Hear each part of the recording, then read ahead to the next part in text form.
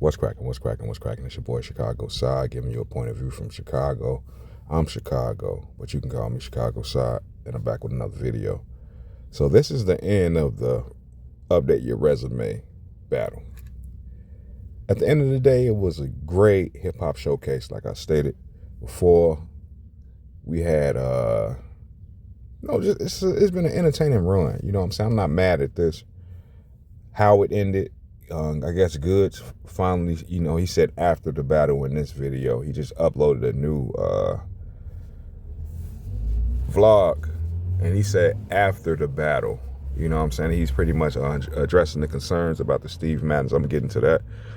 He went into how this was a fun process for him too, and I bet it was, you know what I'm saying? Getting back into that old bag, getting back into that old feeling of battle, because that's where he essentially come from.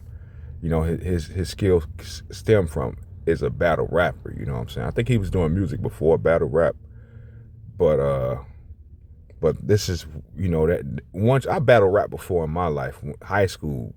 Undefeated, you know what I'm saying? Niggas coming from different schools to battle me. On my way to school, I took 2 buses to go to school because I went to school out south, but I lived out west. Battling niggas on the buses, and around the early 2000s, that was the thing to do. That was the barometer. Everybody battled. You know what I'm saying? Everybody didn't have the skill to lay it down, or whatever the case may be, but everybody battled, and that was the fun thing of it. You saying, niggas you run across, I smacked them. I got something else. You know what I'm saying? That was a fun time to be alive. It ain't too much like that unless you in a battle league.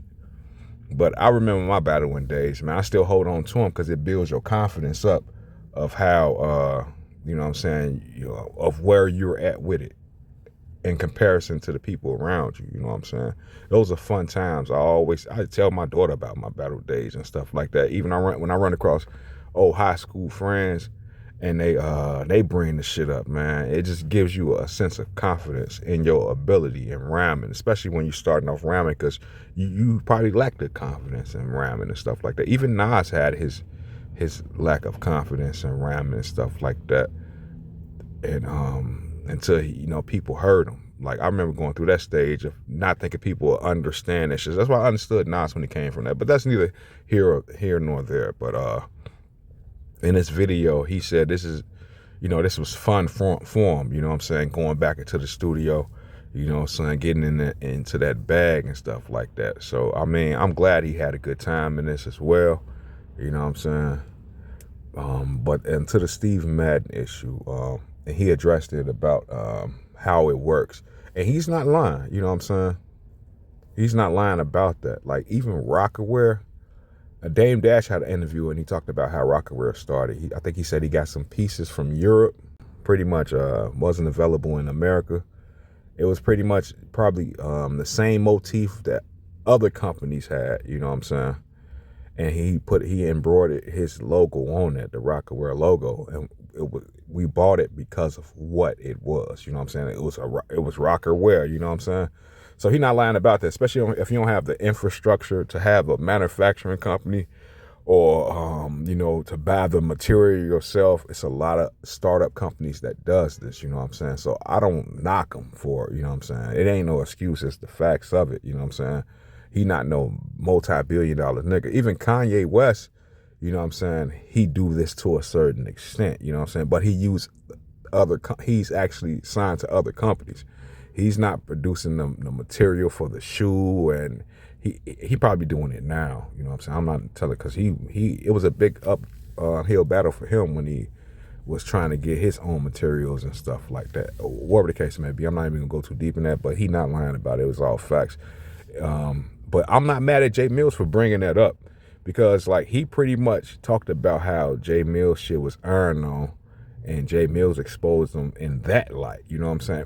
Like, in war, like, you can negate a lot of stuff that your opponent will do if you just don't take it there. You know what I'm saying? Goodz, if he knew this could have been an angle, if he was thinking forwardly, if he was thinking ahead, he could have negated this by not even talking about Jay Mills' clothing. You know what I'm saying? or whatever the case may be. But he not lying about that. You know, it's facts. You know what I'm saying? Like I said, I'm not mad at Goodz for even doing this. You know what I'm saying? He's a small business, and he want to take it there to a big business, and probably if, you know, with the support, he probably can get there where he's, you know, finding his own materials and stuff like that and mass producing, you know, and on a bigger scale. But that shit is money, you know what I'm saying? That shit is a lot of money.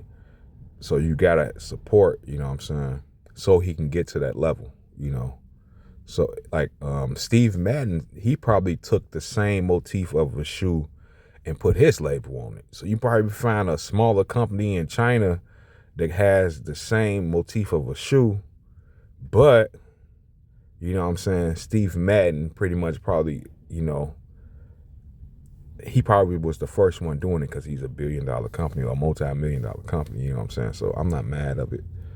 Like what Jay-Z said, them straight a fake Manolo boot straight from Steve Madden. See, it's like, it's the motif of the boot, but Steve Madden put his name on it. You see what I'm saying? That's what companies do, you know what I'm saying? And with Goodz being a smaller company, I'm not mad at it, you know what I'm saying? But he brought this on himself.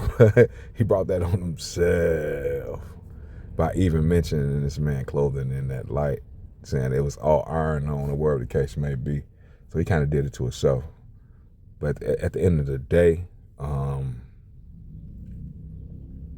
hey, I like how this whole battle played out. This was good for hip hop. And he's right about the stigma that battle rappers have on them, where they say battle rappers can't make music. He's right about that. Like, we need to erase that. And I think, like I said in my last video, a couple of videos back of J Mills is King, like, if somebody else step up to J Mills, you know what I'm saying, they can, you know, have that light, you know, I'm exposed. I mean, it'll work for J Mills good. It'll work for, because I know he's going to destroy their ass. And it'll work for the actual battle rappers good too, by, you know, showing their recording artist abilities, or whatever the case may be. So I think this needs to be a thing. This will revive the state of hip hop from the, you know, ground level, because they saying commercially hip hop is falling off, or rap is falling off, because it's kind of losing its essence of what it was built upon, you know, whether it was lyrics, you know what I'm saying, whether it was, you know, beats, you know, boom bap, or whatever the case may be. And this would be a good